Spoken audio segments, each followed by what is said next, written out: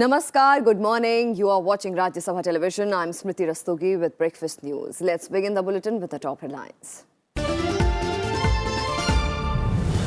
India successfully completes Operation Unicorn. CBI teams bring back Christian Mitchell, middlemen in the Augusta-Westland deal from UAE. Success affirms Modi government's seriousness in fighting corruption, says BJP.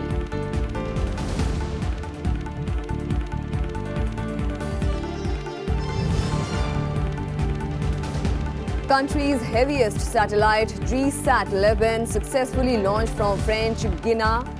India's most powerful satellite will boost broadband services. ISRO chief calls it our richest space asset.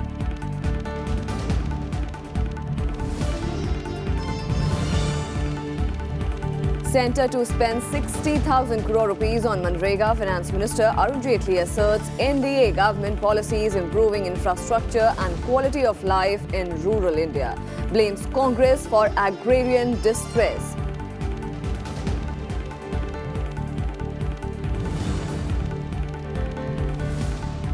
Campaigning ends today in Rajasthan and Telangana. Prime Minister Modi to address two rallies in Rajasthan. Rahul Gandhi's roadshow with Chandrababu Naidu in Telangana. 199 out of 200 seats in Rajasthan and 119 seats in Telangana vote on Friday.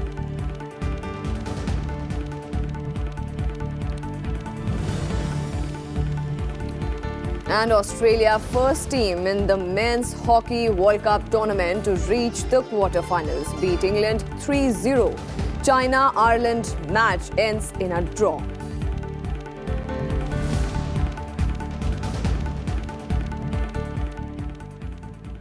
India has successfully completed Operation Unicorn. A team of CBI officers has brought back Christian Mitchell James, the alleged middleman in the 3,600 crore rupees Augusta-Westland VVIP chopper deal to India late on Tuesday. Mitchell was extradited by the UAE. The operation was carried out under the guidance of National Security Advisor Ajit Doval and was coordinated by interim CBI Director M. Nageshwar Rao. A team of the agency's officers led by Joint Director Sai Manohar was in Dubai to bring him back. PTI is quoting sources as saying Mitchell landed at the Indira Gandhi International Airport late last night. The UAE government had cleared his extradition after his appeal against the move was turned down by a court there. The CBI says his alleged involvement in the chopper deal surfaced in 2012 as a middleman for swinging the deal in favor of Augusta-Westland and for making illegal payments of commissions or kickbacks to the Indian authorities. Mitchell was wanted for investigation, but he escaped and had avoided joining the probe. A charge sheet was filed against him in September last year. An open, non-bailable arrest warrant was also issued by a Delhi court in 2015. On the basis of this warrant, a red corner notice was issued by the Interpol, which led to his arrest in Dubai in February 2017.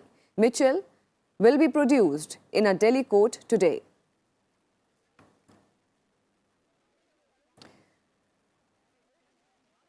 The BJP has said that the extradition in the case that happened during the UPA era is a diplomatic victory for India. The party has also asserted that the development was an unequivocal affirmation of Prime Minister Narendra Modi's government's seriousness in fighting corruption.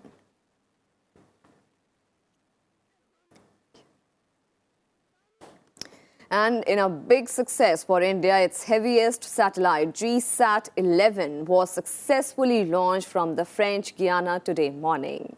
Weighing about 5,854 kilograms, the GSat-11 is the heaviest satellite built by ISRO.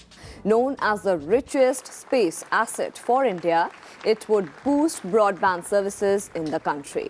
According to ISRO, GSat-11 will provide high data connectivity to users across India, broadband connectivity to Gram Panchayats under the BharatNet project, and support high data rate applications for enterprise network and consumer broadband applications. The communication satellite has a designed lifetime of more than 15 years. Today, India has achieved a major milestone as its 100th satellite built by ISRO, which happens to be the heaviest, largest, and most powerful satellite ever built by India, is successfully launched by Ariane 5 today. The satellite GSAT-11 is having the 38 spot beams as well as 8 hub beams, which covers the entire country, including the remote places. And now all the election news in Battleground 2018.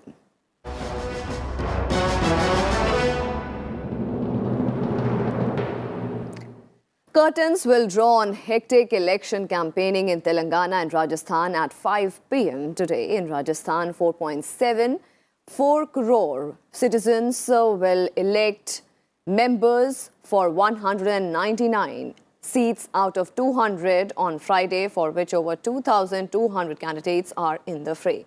Election to Ramgarh Assembly has been postponed after the death of the BSP candidate. Main contenders, BJP and the Congress, have fielded 200 and 195 candidates respectively, along with Bahujan Samaj Party with 190 candidates. 840 candidates are contesting election as independents. And in Telangana, there are 1,821 candidates in fray for 119 constituencies. KCR-led Telangana Rashtriya Samiti has fielded candidates in all 119 seats, while Congress has fielded 99 candidates. Its allies, Telugu Desam Party and CPI, have fielded 13 and 3 candidates. BJP has fielded 118 candidates. And on the last day of campaigning today, Prime Minister Narendra Modi will address 2 rallies in Rajasthan's Samarpur town of Pali district and 1 in Dausa district. Yesterday too, the Prime Minister had addressed several rallies in Rajasthan where he criticized the Congress party. The Prime Minister said that the country was bearing the brunt of its lack of vision in several decisions they made in past decades. बीमारू शब्द निकला था, बीमारू शब्द। ये हमारा राजस्थान उस बीमारू राज्य की गिनती में आता था, और इसके लिए अगर कोई दोषी है तो ये कांग्रेस की शासन करने की परंपरा है। मैं वसुंधरा जी को बधाई देता हूं कि उन्होंने राजस्थान को बीमारू में से बाहर निकाला और राइजिंग राजस्थान का रूप दे दिया, और आज राजस्थान हिंदुस्तान की आर्थिक गतिविधि के महत्वपूर्ण राज्यों में से एक बन गया। And Rahul Gandhi will campaign in Telangana today. He is scheduled to address a public meeting in Kodad along with the Andhra Pradesh Chief Minister N. Chandrababu Naidu. He will also address a press conference in Hyderabad along with Chandrababu Naidu and CPI leaders. On Tuesday, Gandhi promised a waive of farmers' loan and promised to give bank loans to all the youth in Rajasthan. Gandhi was addressing a rally in Alwar and targeted the BJP over demonetization and employment to youths. Rajasthan में हर district में आप कुछ ना कुछ करते हो। Tourism, handicrafts, hero का काम, हर डिस्ट्रिक्ट में कुछ ना कुछ आपके पास ज्ञान है। राजस्थान की सरकार शुरुआत करेगी, बैंक के दरवाजे किसानों के लिए खोलेगी। पहला कदम।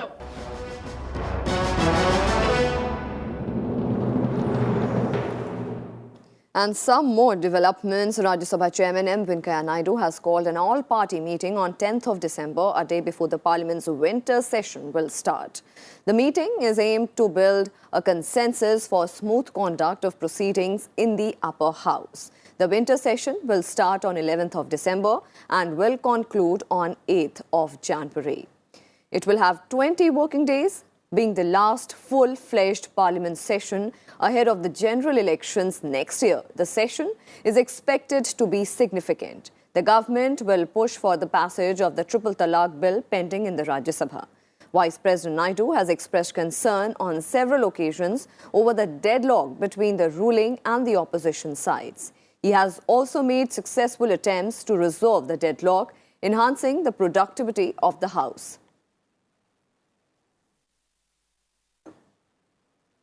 And Vice President M. Venkaiah Naidu on Tuesday called upon state governments to partner with the centre in a true Team India spirit to build a new, prosperous, inclusive New India.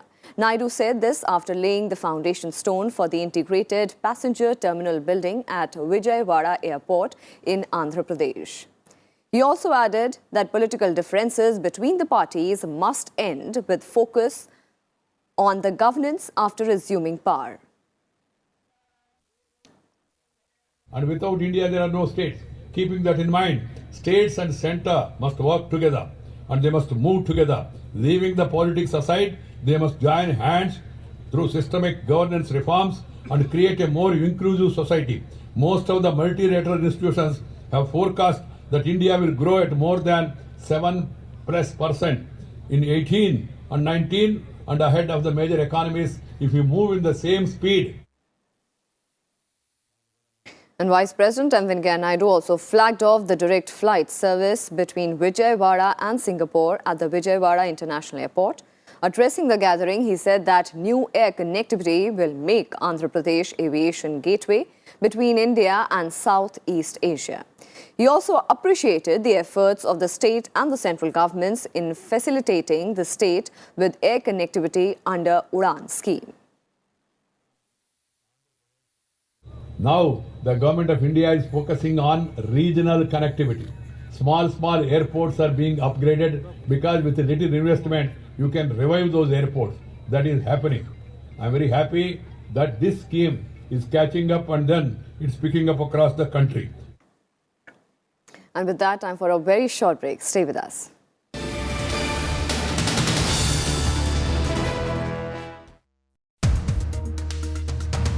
GDP numbers have been rolling year after year, but this year, more than the numbers, the methodology is being talked about. The GDP growth calculated year after year after year, as you are saying, but then this is always done with the base year, and which is supposed to be 100, and then you calculate the growth over that. And this is done because you want to capture the structural changes in the economy.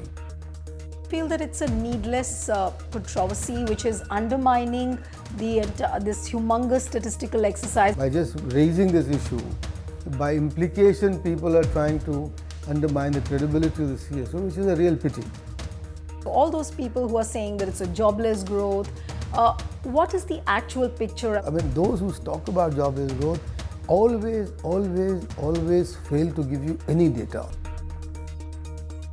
Watch To The Point with the Vice Chairman of Niti Aayog only on Rajya Sabha television.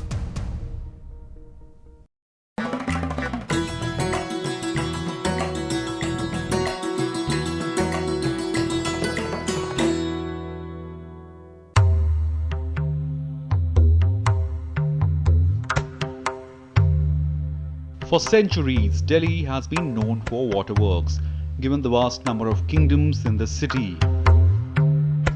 Among the earliest ones was a dam at Anangpur village, the city believed to be built by Rajput king Anangpal Tomar. This unique Indian hydraulic engineering structure was built around 8th century, running 50 meters long and standing 7 meters high. This dam was more of a water harvesting structure meant to store rainwater during the monsoon season.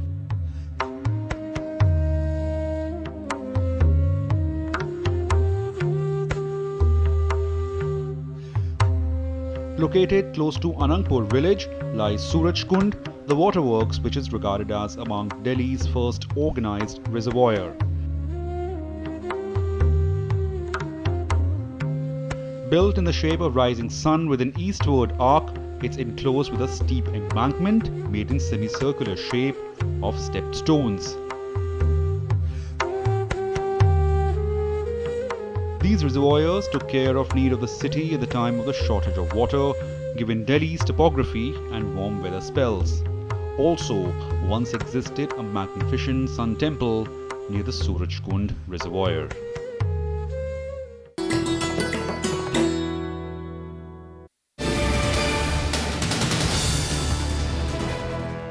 Welcome back. Finance Minister Arun Jaitley has said that 60,000 crore rupees would be spent on Manrega this year.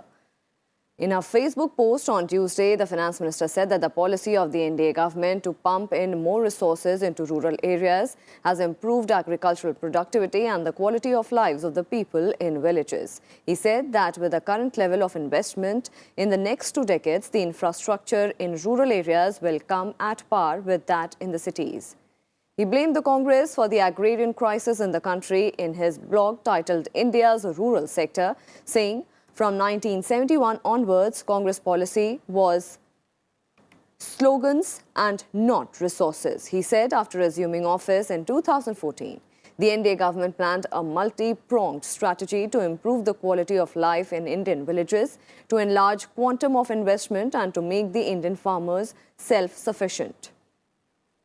The Finance Minister also said that the investment in rural roads has increased threefold and very soon India will be close to the destination of connecting every village with a Pakka road.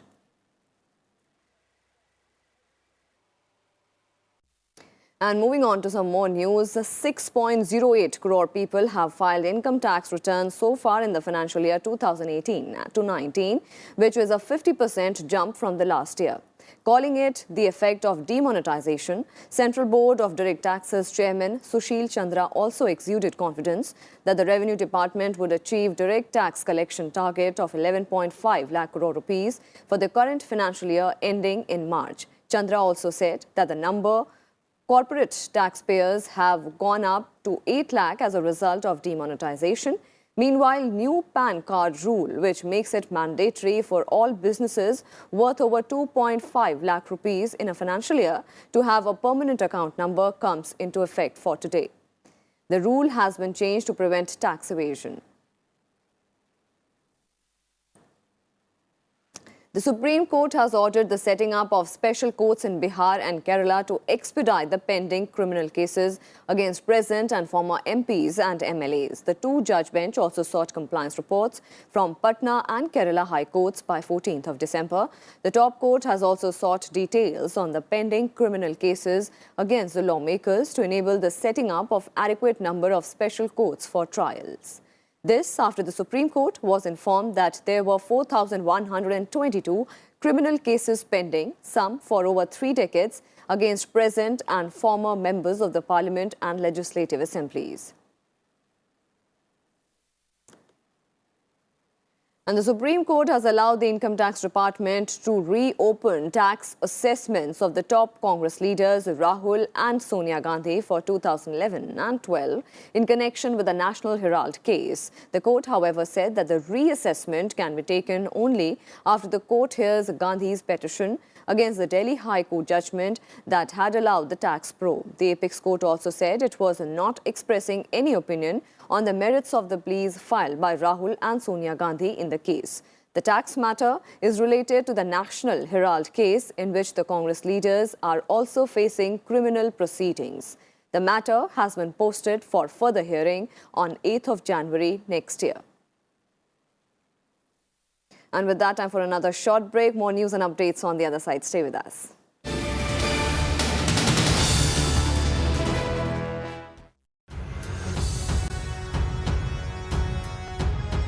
Hello and welcome.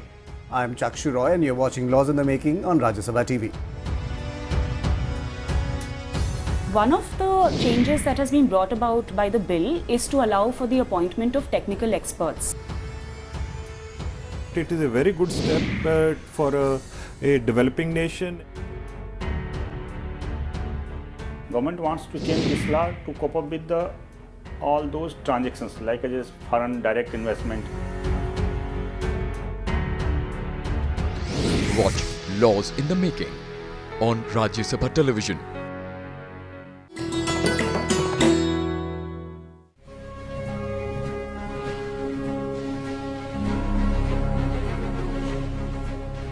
Mihir Sen, an outstanding and extraordinary saltwater swimmer of India. He is the first Asian to swim the English Channel way back in 1958. And just 8 years later, in 1966, he swam the 7 seas of the 5 continents in one calendar year, which etched his name in the Guinness Book of World Records. In 1959, he was also conferred the Padma Shri, and in 1967, he was awarded the Padma Bhushan.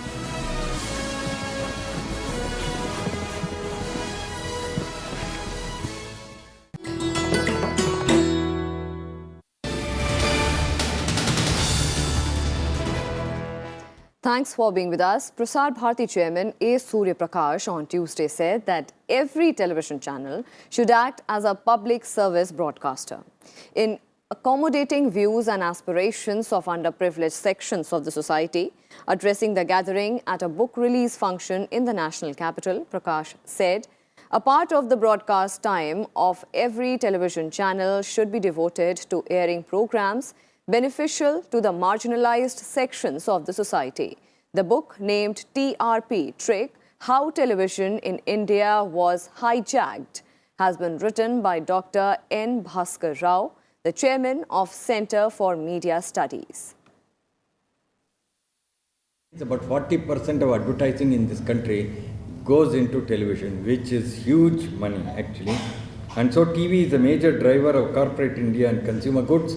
News, in all this, the size of the slice of the cake for news is just 7%. Earlier when I was with Z and so on, it was 4-5%. It has now moved up to about 7%.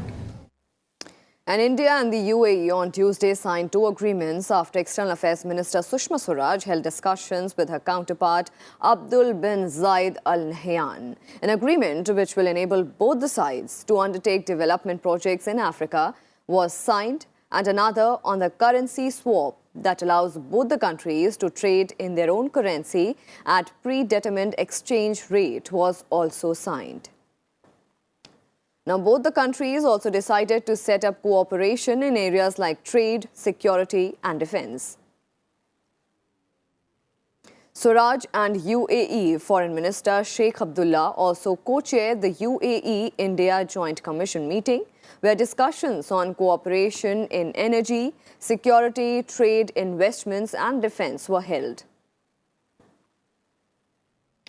Later in the day, Swaraj called on the Crown Prince of Abu Dhabi, Sheikh Mohammed bin Zayed Al Nahyan, where both expressed satisfaction at the pace of bilateral relations in a range of areas. She also interacted with the Indian community based in Abu Dhabi.